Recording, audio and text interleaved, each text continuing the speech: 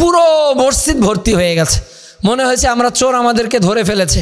মহিলারা চতুর্দিকে ঘিরে ফেলেছে। চরমনায়ের যে বইগুলো তিনি আমাকে দিয়েছিলেন, বিভিন্ন ঘটনা কেন্দ্রিক বই, এই বইগুলো আমাকে অনেক বেশি কাঁদাতো এবং আমি প্রতিনিয়ত ইল্লাল্লাহর জিকির করতেই থাকতাম। এবং বললেন এজন্য আমাদেরকে বাংলাদেশ ছাত্র শিবিরে যোগদান করতে হবে। আমি বললাম হ্যাঁ, এটা তো ভালো জিনিস মনে হয়। লাথি মেরেছে, চড় থাপড় দিয়েছে। আমাদের এক ভাই ছিলেন, মানে এত মনে কষ্টে ভুগেছেন, তিনি ওই দিন এসে সবার সামনে পানি খেয়ে তার সিএমকে ভেঙে ফেলেছে। তোমরা যার অনুসরণ করো, ওই প্রফেসর আসাদুল্লাহ গালিব জমিয়ত থেকে 600 কোটি টাকা মেরে খেয়েছে।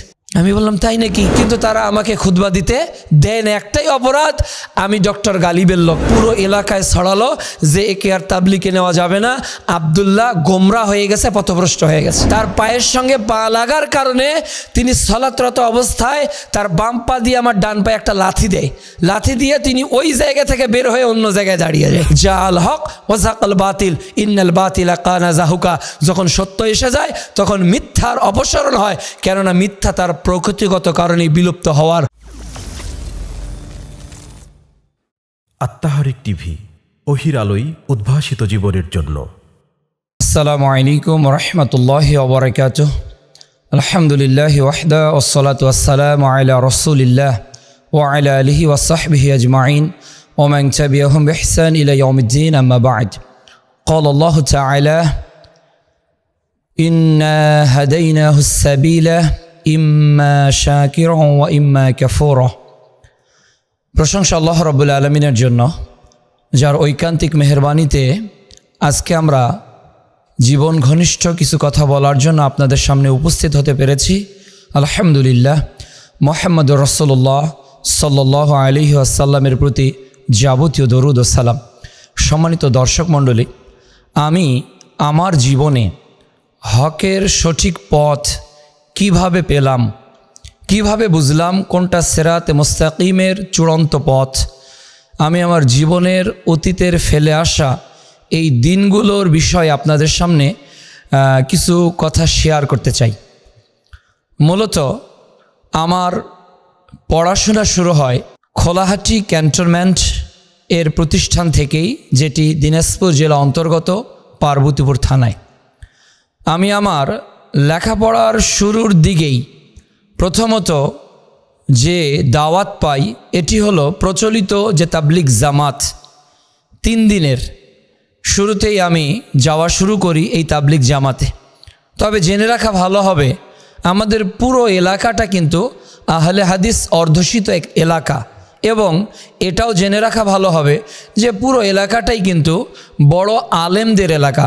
সেখানেই আল্লামা আবদুল্লাহিল কাফি আল কোরাইশি, ডক্টর আব্দুল বারি রাহমাহুল্লাহ সহ অনেক আলেম ওলামাদের বিচরণ ছিল এই জায়গাটিতে। অতঃপর আমি একজন জেনারেল শিক্ষিত স্টুডেন্ট হিসেবে একজন আমিরের দাওয়াত পাই, যে আমাকে উদ্বুদ্ধ করে যে এটাই হলো মূল দল যারা ফি সাবিলিল্লাহ আল্লাহর পথে দাওয়াত দেয়। আমি তাদের দাওয়াতে প্রথমত যেতে একটু ইতস্তবোধ করলেও পরে অনেকেই যাচ্ছে, যার কারণে আমিও গিয়েছিলাম। 3 দিন যাওয়া শুরু করলাম। 72 ঘন্টার এই মেহনত যেন আমার জীবনকে পরিবর্তন করে দিতে লাগলো। সেখানকার বিভিন্ন ফাজাইলের কথাগুলো, বিভিন্ন আমলগুলো যেন ইসলামের দিকে আমাকে বেশি উদ্বুদ্ধ করলো। যখন সালাত, বিভিন্ন আমলের দিকে তারা আলোচনা করত, বিশেষ করে তারা যে 6 উসুলের কথা বলতো, সেটি হলো কয়েকটি গুণের উপর মেহনত করিয়া আমল করিয়া চলিতে পারলে ইসলামী দিনের পথে চলা অতি সহজ। গুণ কয়েকটি হলো কালিমা, নামাজ, এলেম ও জিকির, একরামুল মুসলিমিন, সহিহ নিয়াত, দাওয়াতে তাবলিগ, এবং প্রত্যেকটারই তারা সুন্দর সুন্দর ব্যাখ্যা দিত। কালেমা আমরা 2 চোখে যা কিছু দেখি বা না দেখি, আল্লাহ ছাড়া সব কিছুই মাখলুক, মাখলুক কিছুই করিতে পারে না। আল্লাহর হুকুম ছাড়া আল্লাহ সব কিছু করতে পারে মাখলুক ছাড়া ও মাখলুক দ্বারা। যে ব্যক্তি ইয়াকিন ও ইখলাসের সহিত এই কালেমা একবার পাঠ করবে, তার অতীতের সব গুনাহ মাফ হবে। এভাবে নানা কথা তারা বলেছিল। সালাতের বিষয় বলেছিল, 1 ওয়াক্ত সালাত যদি কেউ কাজা করে, তাহলে তাকে পরবর্তীতে পড়ে নিলেও 80 হোক বা জাহান্নামের মধ্যে তার 79 হোক বা মাফ হবে, কিন্তু 1 হোক বা মাফ হবে না। ফাজাইলে আমলের সেই নামাজ অধ্যায় আমরা পড়েছিলাম 1 হোক বা সমান 2,88,00,000 বছর, যার কারণে নামাজের প্রতি আমাদের আগ্রহ বেড়ে গিয়েছিল। আমি আমার ক্যানবোর্ডের জীবনের একেবারে শুরু থেকে ক্লাস 5, 6, 7, 8, 9 ইন্টার ফার্স্ট ইয়ার এবং সেকেন্ড ইয়ার, আমার জীবনের প্রায় 60টি বছর আমি 3 দিন করে তাবলিগে যেতাম। যখন আমার এই প্রতিষ্ঠানগুলোতে ছুটি থাকতো তখন আমি 10 দিনের তাবলিগ করতাম।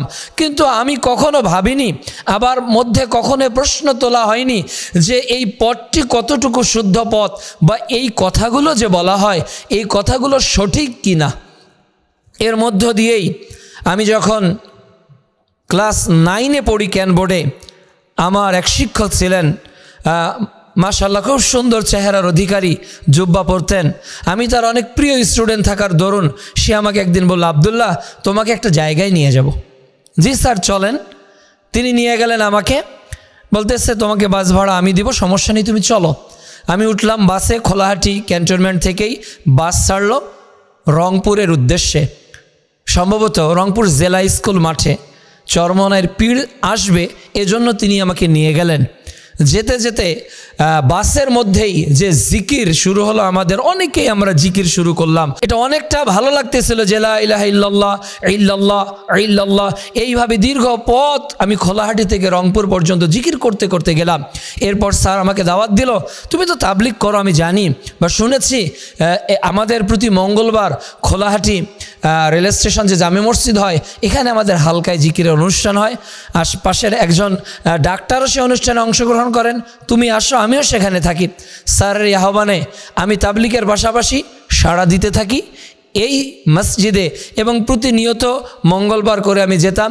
এবং চরমনাইয়ের যে বইগুলো তিনি আমাকে দিয়েছিলেন, বিভিন্ন ঘটনা কেন্দ্রিক বই, এই বইগুলো আমাকে অনেক বেশি কাঁদাতো, অনেক বেশি ভাবাতো, এবং আমি প্রতিনিয়ত ইল্লাল্লাহর জিকির করতেই থাকতাম। অতঃপর এর মুহূর্তে আমি দাওয়াত পেলাম আমার আর একজন নিকট আত্মীয় একজন ব্যক্তির নিকট, যে বলতেছে যে তুমি শুধু এই পথেই ঘুরছো, এই মেহনতের মাধ্যমেই কি পৃথিবীতে ইসলাম আসবে? তোমার কি মন চায় না যে বাংলাদেশে ইসলাম কায়েম হোক, এই পৃথিবীতে ইসলাম কায়েম হোক, মানুষ কোরআনের আইন অনুযায়ী চলুক? মানে অবশ্যই, আমরা তো সেই মেহনতি করতেছি। বলতেছে তোমাদের মেহনত তো বছরের পর বছর চলছে, লাভ তো কিছুই হচ্ছে না, তাহলে করণীয় কি? তাহলে তো আমাদের সমাজ পরিবর্তনের জন্য সংসদ ভবনে যেতে হবে, গণভবনে যেতে হবে। তিনি নানাভাবে আমাকে বোঝাতে থাকলেন এবং বললেন এজন্য আমাদেরকে বাংলাদেশ ছাত্র শিবিরে যোগদান করতে হবে। আমি বললাম হ্যাঁ, এটা তো ভালো জিনিস মনে হয়, ছাত্র আমি যদি ক্যানবোর্ডের একজন স্টুডেন্ট তাহলে আমি এটাতে যুক্ত হতে পারি। আমি সেখানে ফর্ম পূরণ করলাম। এই যে আমি 3টা দাওয়াত পেয়ে কম্বাইন্ডভাবে আমি চরমনাইতেও যাই, আমি শিবিরের অনেক প্রোগ্রামে অ্যাটেন্ড করেছি, অনেক বই তারা দিয়েছে আমি পড়েছি, এবং আমি প্রতিনিয়ত 3 দিন করে সময় লাগাইতেই থাকি। আমি কখনো বুঝিনি, আমি আহলে হাদিস এলাকার মানুষ হওয়া সত্ত্বেও এ বিবেক আমার কখনো জাগেনি যে ইসলামের আর কোনো রূপ থাকতে পারে, আর কোনো পথ থাকতে পারে যেটা সঠিক ইসলামের। আমার ইন্টার পড়া যখন শেষ হয়ে গেল, আমি আমার বিশ্ববিদ্যালয়ে ভর্তির অ্যাডমিশনের জন্য আমি ঢাকা মোহাম্মদপুরে যাই। আমার ফুফাতো ভাই সহ আমরা 4 জন ঢাকা মোহাম্মদপুরের একটি বাসাতে উঠি, 4 জন ফ্রেন্ড, এবং আমরা গ্রুপে স্টাডি করি, এবং পাশে ইউসিসি কোচিং সেন্টারে আমি ভর্তি হই। প্রায় কয়েক মাস চলে গেল এভাবেই। হঠাৎ আমার এক বড় ভাই যে ক্যান পাবলিক থেকে আগেই এসএসসি কমপ্লিট করেছিল আমাকে বলতেছে, আরে আব্দুল্লাহ তোমাদের তো একটা আহলে হাদিস মসজিদ এই মোহাম্মদপুরে আছে।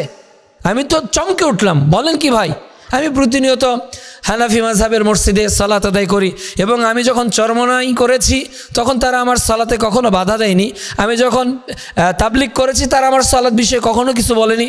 যখন আমি শিবির করতাম তারাও কিছু বলতো না। কিন্তু আহলে হাদিস মসজিদে আমি সালাত আদায় করব ঢাকা শহরে আছে, আমি এটা কখনো কল্পনা করিনি, আমার মাথায় এসে আসেনি, যেহেতু আমি কখনো ঢাকাতে এর আগে ওভাবে যাতায়াত করিনি।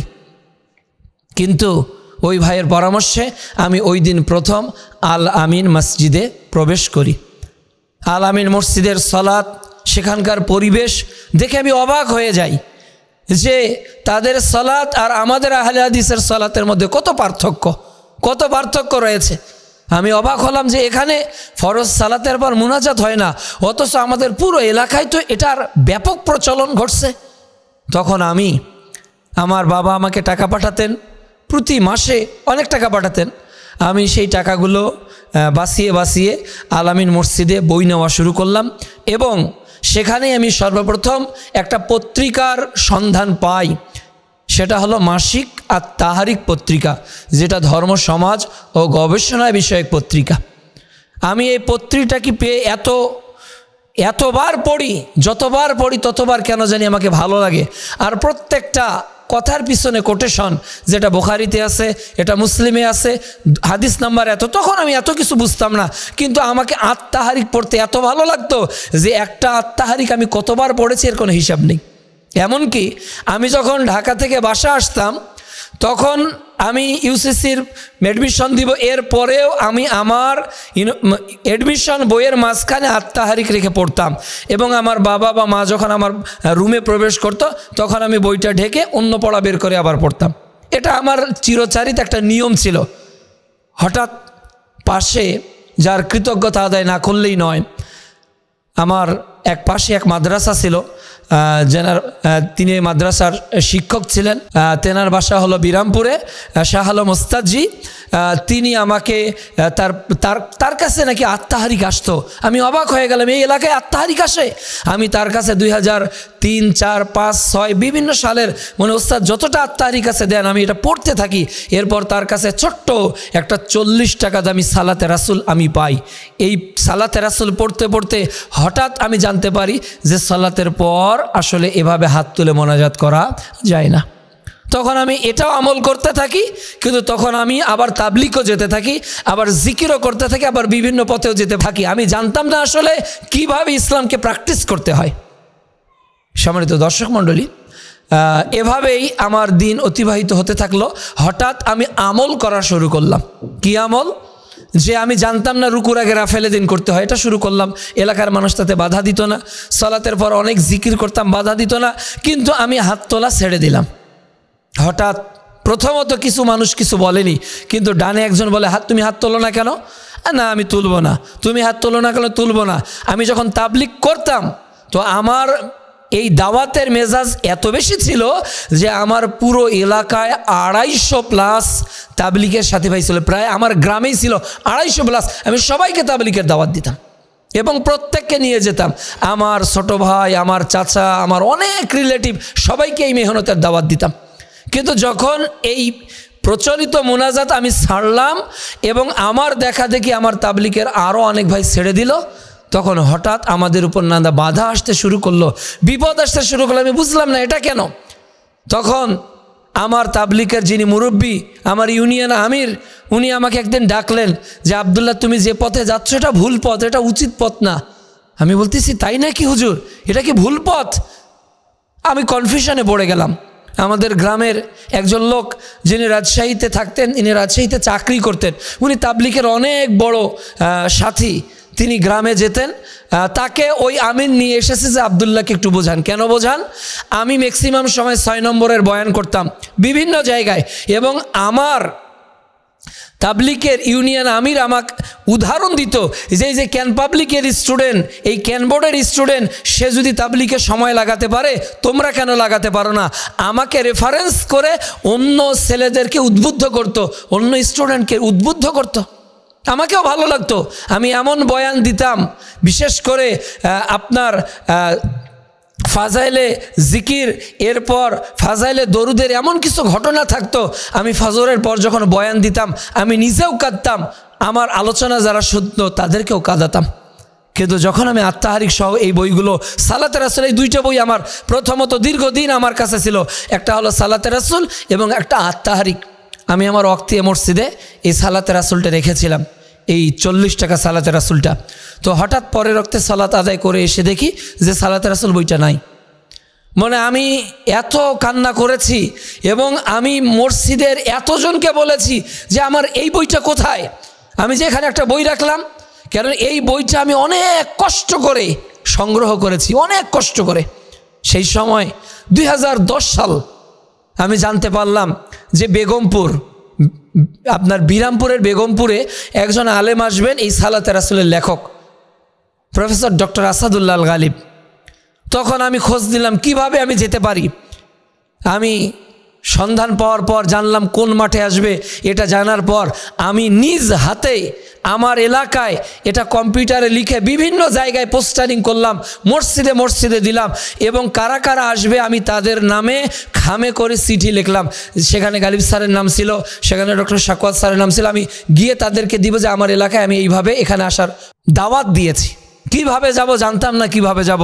আলহামদুলিল্লাহ আমার এলাকায় সেই 10 সালই তখন 12-13টা সাইকেল রেডি করলাম। আমি সাইকেল চালিয়ে সেই সময় বিরামপুরের বেগমপুরে চলে গিয়েছিলাম। প্রোগ্রাম শেষ হয়ে গেল, সেই সময় আমার সাক্ষাতের সুযোগ হয়েছিল। আমিরে জামাতের সাথে কাছে নিয়ে বসেছিলেন। আমি বলছিলাম ওই ঘটনাটা, যে ঘটনা মোনাজাত কেন্দ্রিক হয়েছিল, যে একদিন এলাকার লোক আমাদের সালিশ বসালো জুমার দিন, রমাজান মাসের প্রথম জুমায়। তো বলল যে আজকে মিটিং হবে। কিসের মিটিং? এই যে ছেলেরা যারা আমাদের বাপদাদার কথা শোনে না, এদেরকে নিয়ে আমরা বসবো। আমাদের ওয়াক্তিয়া মসজিদ, তখন জামে মসজিদ ছিল না। আমি বসলাম, আরও 4 জন ছিল, আমরা সহ বসলাম। পুরো মসজিদ ভর্তি হয়ে গেছে, মনে হয়েছে আমরা চোর, আমাদেরকে ধরে ফেলেছে। মহিলারা চতুর্দিকে ঘিরে ফেলেছে। এরপর এক একজন এক একভাবে কথা বলতে থাকলো। একজন দাঁড়িয়ে বলল, এরা আসলে কোরআনকে ভুল বুঝেছে, ইসলামকে ভুল বুঝেছে। কিভাবে? অনেক দেওয়ালে লেখা থেকে এখানে প্রস্রাব করিবেন না, করিলে 200 টাকা জরিমানা। আর এরা বুঝেছে কি, এখানে প্রস্রাব করিবেন না, করিলে 200 টাকা জরিমানা। এভাবে তারা জনগণকে ক্ষিপ্ত করলো। আমাদের গ্রামে যিনি প্রবীণ আমার তাবলিগের সাথী ছিলেন, উনি বললেন যে আমি আজকে থেকে এদের দলে নাই। বিপদ যেন ঘনীভূত হয়ে আসলো। আমার ডানে বামে অনেকেই ছিল। এরপর শুরু হলো আমাদের উপর আঘাত। যদিও আমার পারিবারিক অবস্থা ভালো থাকার কারণে তারা আমাকে আঘাত করেনি, কিন্তু আমার পাশে যারা ছিল তাদেরকে লাথি মেরেছে, চর থাপড় দিয়েছে। আমাদের এক ভাই ছিলেন, মানে এত মনে কষ্টে ভুগেছেন, তিনি ওই দিন এসে সবার সামনে পানি খেয়ে তার সিএমকে ভেঙে ফেলেছেন। ওই দিন থেকে এতটা বিপদ মুসিবত আমাদেরকে আক্রান্ত করেছিল যে সমাজে আমরা এমন একটা ট্যাগ খেয়ে গেলাম যে এদেরকে মসজিদের সালাত আদায় করতে দেওয়া হবে না, এদের এইটা করা হবে, এদের এইটা করা হবে, নানা বাদ বিকণ্ডা। এমনকি আমাদের এলাকার সেই সময় একজন আলেমের কাছে আমাদেরকে নিয়ে যাওয়া হলো। আমরা গেলাম, সেখানে বললাম যে স্যার এটা আমরা করি, এটা তো আসলে হাদিসে নাই। বলতেছে গেলে মিথ্যা কথা, তোমরা যার অনুসরণ করো ওই প্রফেসর আসাদুল্লাহ আল গালিব জমিয়ত থেকে 600 কোটি টাকা মেরে খেয়েছে। আমি বললাম তাই নাকি? আমি তো লোকটাকে কখনো দেখি নাই, কিন্তু এই 2010 সালে প্রথম তার সঙ্গে আমার সাক্ষাৎ হয়, যে তার সঙ্গে দেখা করব। সেই সময় কিতাবউদ্দিন নামে একজন ব্যক্তি ছিলেন, যাকে আমি ইনভাইট করেছিলাম। উনি আসবে এটা জানার পর উনি আমার বাসায় এসেছিলেন। ওই সময়ও তারা ওই লোকগুলোকে অনেক অপমান করেছিল। এরপর আমরা যখন সাইকেল নিয়ে গেলাম, তারা গালিব স্যারের সঙ্গে আমাদের সাক্ষাতের ব্যবস্থা করে দিল।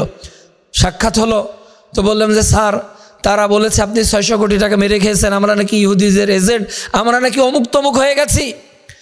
এই যে রেকর্ড আমার ফোনে, এইগুলো রেকর্ড আছে, আমার ওই হার্ড ডিস্কটি এখনও আমার কাছে আছে। এটা যদি রিকভার করা যায়, ওই তথ্যগুলো, ওই আলেমরা মারা গেছে, আমি তাকে মাফ করে দিয়েছি, দোয়া করে আল্লাহ তাকে ক্ষমা করে দিক, কিন্তু ওই রেকর্ডটা আজও আছে। আমি কয়েক বছর আগে ওই রেকর্ডটা পেয়েছিলাম। ওই কথাটা শুনে আমার গা শিউরিত হয়ে উঠেছিল যে সেই সময় কি বলেছিল। তখন আমিরে জামাত বলতেছে যে তুমি এইগুলো রাখো, আমি অন্যের কথা শুনতে চাই না, তোমরা দাওয়াত চালিয়ে যাও, ইনশাআল্লাহ বিজয় আসবে। অনুরূপভাবে তাবলিগের সাথী আমাকে নিয়ে বলল যে আব্দুল্লাহ শোনো, তুমি ভুল পথে চলছো। কেন? ছোট্ট একটা বাচ্চাকে যদি তুমি কলিজা খেতে দাও, সে ডাইজেস্ট করতে পারবে না। কেন পারবে না? সে তো ডাইজেস্ট হবে তার মায়ের দুধ, এ বয়স তার হয়নি যে কলিজা খাবে। অনুরূপভাবে তুমি যে বইগুলোর কথা বলতেছো, এগুলো হলো বড় আলেমদের বই। আমাদের ফাজাইলে আমলে কি নাই যেটা ওই বইয়ে আছে? কিন্তু এক অজানা ভালোবাসা আমার হৃদয়ের মধ্যে এমন আঁচ কেটেছে, তখন আমি দলিল জানা শুরু করলাম। এবং আমি আলহামদুলিল্লাহ পুরো ফাজাইলে আমল সম্পর্কে আমার এত জ্ঞান ছিল যে যখন আমাদের 4 ঘন্টার তালিম হতো, এই তালিমের মোজাকারা যখন হতো, যখন আমরা বসতাম, কেউ যদি ফাজাইলে আমলের কোনো একটা শব্দ ছেড়ে যেত, তখন আমি বলতে পারতাম আপনি এই শব্দটা মনে হয় উচ্চারণ করেন নাই, বা এড়িয়ে গেছেন, বা দ্বিতীয় লাইনে চলে গেছেন। দর্শক মণ্ডলী, এভাবে আমার সময় কাটতে থাকলো, দিন যেতে থাকলো, বাধা যেন শেষ হতে থাকলো না। নানাভাবে আমাদের উপর অত্যাচার, নানাভাবে বিপদ আমাদের উপর চেপে বসলো। এরপর আমি বিভিন্ন মসজিদে খুতবা দেওয়ার জন্য গেলাম, কিন্তু তারা আমাকে খুতবা দিতে দেয় না। একটাই অপরাধ, আমি ডক্টর গালিবের লোক। এভাবে নির্যাতন হতে হতে হতে হতে অদ্যাবধি আজকে পর্যন্ত আমরা নির্যাতনের নানা শিকার হয়েছি, নানা পথ অতিক্রম করেছি। আমি আপনাদেরকে যে মেসেজটা দিতে চাচ্ছি, আমার কাছে যেটা দিবালোকের ন্যায় স্পষ্ট হয়েছে, যে আমি যখন তাবলিগ করে আমার হুজুরকে বললাম, হুজুর আমি 1 সালের নিয়ত করব, কিন্তু আমার এই প্রশ্নগুলোর উত্তর আপনাকে দিতে হবে। কি প্রশ্ন? এই যে ভূমিকাতে লেখা আছে, এত বড় বুজুর্গের সন্তুষ্টি বিধান আমার পরকালের নাজাতের ওসিলা হইবে, এই মনে করিয়া এই কিতাবটি লিখতে সচেষ্ট হয়। ইমাম জাকারিয়া এইভাবে কিতাব শুরু করেছে। তাহলে এই কিতাব কার সন্তুষ্টির জন্য? ইলিয়াসের। কিন্তু আমি তো জানি সূরা আনাম অধ্যায় 6 আয়াত 162, ইন্না সলাতি ওয়া নুসুকি ওয়া মাহইয়ায়া ওয়া মামাতি লিল্লাহি রাব্বিল আলামিন। এইভাবে ফাজাইলে জিকির থেকে যখন দলিল দিলাম, ফাজাইলে হজ থেকে যখন দলিল দিলাম, ফাজাইলে দরুদ থেকে দলিল দিলাম, এই যে দরুদ পড়ার পর আল্লাহ রসুলের কবরের কাছে হাত বের হয়ে গেল, আব্দুল কাদের জেলানি সেখানে উপস্থিত ছিলেন, 90,000 মানুষ আল্লাহ রসুলের হাত দেখতে পেল। এটা কি আসলে আল্লাহ রসুল জীবিত আছেন? এই আকিদাগত দিক যখন তার সঙ্গে আমার কন্ট্রাডিকশন হতে থাকলো, তখন পুরো এলাকায় ছড়ালো যে একে আর তাবলিগে নেওয়া যাবে না, আব্দুল্লাহ গোমরা হয়ে গেছে, পথভ্রষ্ট হয়ে গেছে। এরপর আমার সেই স্যার, যে স্যার আমাকে চরমনাইর দাওয়াত দিয়েছিল, ওই স্যারকে যখন এই কথাগুলো বললাম, স্যার আমার উপর এত রাগ করলেন যা বলার মতো না, এত রাগ করলেন। ইভেন ওই একদিন মজলিসে আমি সালাত আদায় করতেছি, ক্যান পাবলিকের শিক্ষক আমার ডান পাশে দাঁড়িয়েছিল, সম্ভবত স্কুলের, আমি তখন ক্যান পাবলিক কলেজে পড়তাম। তো তিনি ক্যান পাবলিকের শিক্ষক এতটুকুই জানি, কিন্তু কোন ক্লাস, কোন ডিপার্টমেন্টের ক্লাস সেটা জানতাম না। তো তার পায়ের সঙ্গে আমার পাটা লেগে যায়। তার পায়ের সঙ্গে পা লাগার কারণে তিনি সলাতরত অবস্থায় তার বাম পা দিয়ে আমার ডান পায়ে একটা লাথি দেয়। লাথি দিয়ে তিনি ওই জায়গা থেকে বের হয়ে অন্য জায়গায় দাঁড়িয়ে যায়।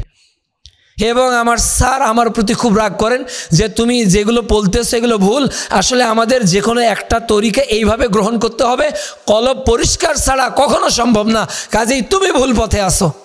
কিন্তু আমি তাকে যখন ওই বইগুলো থেকে, এই কারিমিয়ার বিভিন্ন যে বক্তব্যের বইগুলো, সব বই আমার কাছে মজুদ আছে, সেই সময়ের লেখা বইগুলো, সেই সময়ের প্রকাশনের বইগুলো, যখন বললাম যে স্যার বিষয়গুলো তো এইরকম, বলতেছে না তুমি তো আসলে ভুল বুঝতেছো, আসলে আমাদের হৃদয়কে, কলবকে পরিষ্কার করতে হবে। অনুরূপভাবে যখন আমি রাষ্ট্র কায়েমের সেই ভাইদেরকে ইকামতে দিনের বইটা পড়লাম, এরপর 3টি মতবাদ বইটা পড়লাম, তখন আমার ধোঁয়াশা যেন কেটে যেতে থাকলো।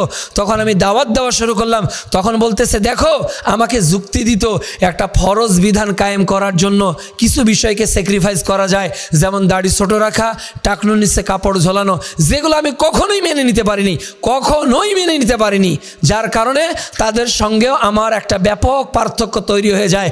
আলটিমেটলি আমার এলাকায় এগুলো সবই মজুদ আছে, মাঝখানে এই ত্রিমুখী চাপে আমি বিপদগ্রস্ত হয়ে গেলাম, এবং আমার যাতে সাথী যারা ছিল তারাও অনেক বিপদগ্রস্ত হয়ে গেল। কিন্তু হক আমি যেটা বুঝেছি, কোরআন সুন্নাহর নিরিখে সূরা নাহাল অধ্যায় 16 আয়াত 43 আল্লাহ বলছে, ফাসআলু আহলাদ যিকর ইন কুনতুম লা তা'লামুন বিল বাইয়িনাতি ওয়াজ জুবুর। তুমি জানো জ্ঞানী লোকদের নিকট, কিন্তু প্রমাণ সহকারে। যখন আমি দলিল জানতে পারলাম যে একজন ব্যক্তি ওমর রাদিয়াল্লাহু তাআলা আনহুর বাড়িতে সালাম দিলেন, উত্তর পেলেন না, তখন দলিল জিজ্ঞাসা করলেন, দলিল পাওয়ার পর শান্ত হয়ে গেলেন। তাহলে আমি দলিল কোরআন হাদিসের নিরিখে যখন চাইতে শুরু করলাম, তারা আমাকে রাগ দেখাতে থাকলো, আমাকে বললো বাপদাদা কি ভুল করে গেছে, এত বড় আলেম কি তারা তাহলে সবাই জাহান্নামে চলে গেছে, এইভাবে নানা অপবাদ দিল, নানা তিরস্কার করতে থাকলো। কিন্তু আমি আমার পথ থেকে কখনো পথচ্যুত হওয়ার প্রতিজ্ঞা করি নাই, এবং আমি যখন জানা শুরু করেছে আলহামদুলিল্লাহ, আমি যখনই সেই সময় স্কুলের টাকা বাঁচাতাম, কলেজের টাকা বাঁচাতাম, আমি সেই সময় কলেজের টাকা বাঁচিয়ে বই কিনতাম, কিন্তু ভুলভাল বই কিনতাম। আবার যখন আমি অনার্সে যুক্ত হয়ে গেলাম, তখন আমি টাকা বাঁচিয়ে সঠিক বইগুলো কিনে বিশুদ্ধ দাওয়াতগুলো পেলাম। এভাবেই আমি মূলত কোরআন সুন্নাহর নিরিখে, এটাই হকের যে দিশা। এরপর আমি যখন ইন্টারের পর কারমাইকেল কলেজে অ্যাডমিশন হলাম, আলহামদুলিল্লাহ সেখানে দেখলাম যে বাংলাদেশ আহলে হাদিস যুব সংঘের দাওয়াত আমি মেসে পেয়ে গেলাম। আসলো আমাদের জলাইডাঙ্গা থেকে এক ভাই, আমি রংপুরে পেলাম মাস্টার খায়রুল আজাদ স্যারকে। এরপর তারা বলল যে তুমি আহলে হাদিস, অথচ আমাদের সংগঠন রয়েছে। কিসের সে সংগঠন? বাংলাদেশ আহলে হাদিস যুব সংঘ শহরে কাজ করবে। তখন সেখানে সাইফুর ভাই, আমি অনেকেই সেখানে যুক্ত হলো। এবং আপনারা যারা জানেন না তাদের জন্য এটা আমি জানানো প্রয়োজন মনে করতেছি। আপনাদের এক ভাইরাল আলোচক বাংলাদেশ আহলে হাদিস যুব সংঘের সেই সময়ের দায়িত্বশীল ছিল, আজও তার কাগজ আমার কাছে আছে, আজও আছে। মোহাম্মদ আদনান ভাই হিসেবে যাকে চিনতাম কারমাইকেল কলেজের, তিনি যখন বাংলাদেশ আহলে হাদিস যুব সংঘের সভাপতি, আমি তখন বাংলাদেশ আহলে হাদিস যুব সংঘের কারমাইকেল শাখার সেক্রেটারি। সেই সময় আমরা কারমাইকেলের লাইব্রেরির পাশে, অডিটোরিয়ামের পাশে আমরা ইফতার প্রোগ্রাম করেছিলাম, অনেককে দাওয়াত দিয়েছিলাম। কিন্তু এই দাওয়াতের একটা পর্যায়ে ব্যক্তিগত স্বার্থের কারণে তিনিও ঝরে পড়লেন, থেকে গেলাম আমরা। এরপর আমরা দাওয়াত শুরু করলাম। রংপুরে থাকার কোনো জায়গা নেই, মিটিংয়ের কোনো জায়গা নেই, যেখানেই যাই আমাদের জাতি ভাইরা তাড়িয়ে দেয়। মসজিদে গেলাম, বলতেছে না না না না না, এখানে এসার পর বসা যাবে না, তোমরা চলে যাও। আমরা মিটিং করতাম। কখনো আমাদের বাংলাদেশ আহলে হাদিস যুব সংঘের সেই সময়ের সভাপতি শিহাব ভাইয়ের কাছে বাসায়, কখনো বা আমার বাসায়, কখনো বা আরেকজনের বাসায়। এভাবে চলতে থাকলো আমাদের সংগঠনকে একত্রিত করা। আলহামদুলিল্লাহ কারমাইকেলের শাখা গঠন হলো, এরপর রংপুর মেডিকেলে শাখা গঠন হলো, এরপর পলিটেকনিক্যালে আমাদের শাখা গঠন হলো, এরপর আমাদের বেগম রোকেয়াতে আহ্বায়ক কমিটি গঠন হলো, এরপর আমাদের সরকারি কলেজে শাখা গঠন হলো। এইভাবে আমাদের ধীরে ধীরে ধীরে ধীরে রংপুরে একটা বিশাল দাওয়াতের পরিধি আমরা তৈরি করলাম আলহামদুলিল্লাহ, যা আজও চলমান রূপে দুর্বার গতিতে কাজ করে যাচ্ছে। মৌলিকভাবে আপনাদের কাছে মেসেজ হলো, সমাজ পরিবর্তন করতে গেলে বাধা আসবে, সমাজ পরিবর্তন করতে গেলে যুবক বয়সে বিভিন্ন আহ্বান আসবে, কিন্তু আল্লাহ তাআলা তো বলেছেন ইন্না হাদাইনাহুস সাবিলা, আমি তোমাকে পথ দেখিয়েছি, ইম্মা শাকিরা ওয়া ইম্মা কাফুরা। সূরা দাহার অধ্যায় ৭৬ আয়াত ২। হয় তোমরা কৃতজ্ঞ বান্দা হতে পারো, না হলে অকৃতজ্ঞ হতে পারো। সূরা কাহাফ অধ্যায় ১৮ আয়াত ১৯ আল্লাহ তাআলা বলছে ওয়াকুলিল হাক্কু মির রাব্বিকুম, বলো হক আসে আল্লাহর পক্ষ থেকে। ফামান শাআ ফালিউমিন, যার ইচ্ছা হকের উপর আমল করবে, ওয়া মান শাআ ফালিয়াকফুর, যার ইচ্ছা হককে পরিত্যাগ করবে। এভাবে আল্লাহ তাআলা বলেছেন। কাজে আমরা আপনাদেরকে আহ্বান জানাবো, আপনারা তদন্ত করুন, আপনারা বইগুলো একটু পড়াশোনা করুন, নিরপেক্ষ দৃষ্টিতে ভাবুন। আমি বলছি না যে আপনি বাংলাদেশ আহলে হাদিস যুব সংঘে যোগদান করবেন, আমি বলতেছি না যে আহলে হাদিস আন্দোলন আপনার নিকট একমাত্র সঠিক, আমি বলছি না যে এইটা ভুল এইটা ঠিক। তবে আমি 3টা সংগঠনে সরাসরি জড়িত থেকে তাদের বইপত্র পড়ে, তাদের বিভিন্ন প্রশিক্ষণে অংশগ্রহণ করে আমি কোরআন হাদিসের নিরিখে আমি টেকাতে পারি নাই। এবং আমি বলেছিলাম যে স্যার যদি আপনি এগুলো প্রমাণ দিতে পারেন, আমি বলেছিলাম ভাই যদি দিন কায়েমের পথ এইটা হয়, আমি বলেছিলাম হুজুর যদি এই 3 দিনের পথেই ইসলাম হয় তাহলে আমি অবশ্যই এই পথে থাকব, কিন্তু আমাকে বুঝাতে হবে দলিলবিহীন আমি আপনাদের কোনো কথা মানতে রাজি নই। এই কথাগুলোই তাদের গাত্রদাহের কারণ হয়েছে, যার কারণে তারা আমাকে পরিত্যাগ করেছে। কিন্তু আমি রাসূলের এই হাদিসকে মেনে নিয়েছি, লা তাযালু তাইফাতুম মিন উম্মাহ যাহিরুন আলাল হক, কিয়ামত পর্যন্ত একটি দল সর্বদা হকের উপর থাকবে। লা ইয়াদুররুহুম মান খাযালাহুম হাত্তা ইয়াতি আমরুল্লাহি ওয়া হুম কাযালিক, এমত অবস্থায় কিয়ামত এসে যাবে, তারপরেও তারা হকের উপর থাকবে। সম্মানিত দর্শক মণ্ডলী, হয়তো জীবনের অনেকগুলো ঘটনা ছিল, অনেক স্মৃতিচারণ ছিল, অনেক বেদনার ঘটনা ছিল। একদিনের এপিসোডে আসলে এত বিস্তারিত বলা কখনোই সম্ভব নয়। আমি যতটুকু বলে আপনাদেরকে মেসেজ দিতে চাইলাম যে আমি আব্দুল্লাহ আমার জীবনে 7 বছর তাবলিগ করেছিলাম। আমি প্রায় 3 বছর চরমনায়ের অতপরত জড়িত ছিলাম এবং নিয়মতান্ত্রিকভাবেই জিকির করতাম। আমি বাংলাদেশ যেই ছাত্র শিবিরের দাওয়াত পেয়ে ফর্ম পূরণ করে তাদের বিভিন্ন প্রোগ্রামে অ্যাটেন্ড করেছিলাম, তাদের বিভিন্ন সমাজসেবামূলক কাজে যাওয়ার সুযোগ হয়েছিল, দাওয়াত দিয়েছিল, আমি গিয়েছিলাম, কিন্তু সবগুলোকে আমি কোরআন হাদিসের নিলিখে টেকাতে পারি নাই। এবং আমি যখন কোরআন হাদিসের কথা বলেছি তারা যুক্তি দিয়ে আমার কাছে থেকে সরিয়ে গেছে, তারা আমাকে বোঝানোর জন্য পাল্টা কোনো দলিল উপস্থাপন করতে পারে নাই। তখন আমি বুঝতে পেরেছি সূরা বনী ইসরাইল অধ্যায় 17 আয়াত 81, জাআল হক ওয়াজাকাল বাতিল ইন্নাল বাতিলা কানা যাহুকা। যখন সত্য এসে যায় তখন মিথ্যার অপসারণ হয়, কেননা মিথ্যা তার প্রকৃতিগত কারণে বিলুপ্ত হওয়ার। আল্লাহ রাব্বুল আলামিন যেন আমাদের প্রত্যেককেই প্রকৃত হকের পথে আসার তৌফিক দান করেন। যে পথের যুবক ভাই আপনি যে দল করেন, আপনি একটু ফ্লেক্সিবল জায়গা থেকে আমার আলোচনাটা শুনুন। আপনি যে বইগুলো পড়েছেন আরও কিছু বই পড়ুন। আমাদের বড়ার টেবিলে কোনো এক পক্ষের বই নেই, অনেকগুলো বই পড়ে আমি আমার জীবনে এই সিদ্ধান্ত নিয়ে বিশুদ্ধ দিনে এসেছি বলে আমি দৃঢ় বিশ্বাসী। আল্লাহ রাব্বুল আলামিন যেন এই আলোচনা থেকে বাংলাদেশের বিশ্বের কোনো বাংলাভাষী ভাষী ভাইকে যদি উদ্বুদ্ধ হওয়ার এবং আমি যে পথে হেঁটেছি এই পথে হাঁটার এবং পরামর্শ, এবং আমি বলছি যে এই 3 পথের যে কোনো ভাই আমার সাথে যদি কথা বলতে চান আমি যে কোনো সময় রাজি আছি। কেন? সেই সময় সেই দলের গঠনতন্ত্র এখনও আমার কাছে মজুদ আছে, সেই সময়ের প্রেসকৃত বই আমার কাছে এখনও মজুদ আছে, কিন্তু তারা আমাকে সেই সময় থেকে দীর্ঘ পথ আজকে বোঝাতে পারে নাই। আল্লাহ তাআলা যেন হকের বিজয় বাংলাদেশে দান করেন এবং বাতিল পথের অনুসারীদেরকে হক পথে ফিরে আসার তৌফিক দান করেন। আল্লাহুম্মা আমিন। এই আশাবাদ ব্যক্ত করি আজকের এই এপিসোড এখানেই শেষ করলাম। ওয়া আখিরু দাওয়ানা আলহামদুলিল্লাহি রাব্বিল আলামিন। আসসালামু আলাইকুম ওয়া রাহমাতুল্লাহি ওয়া বারাকাতুহু।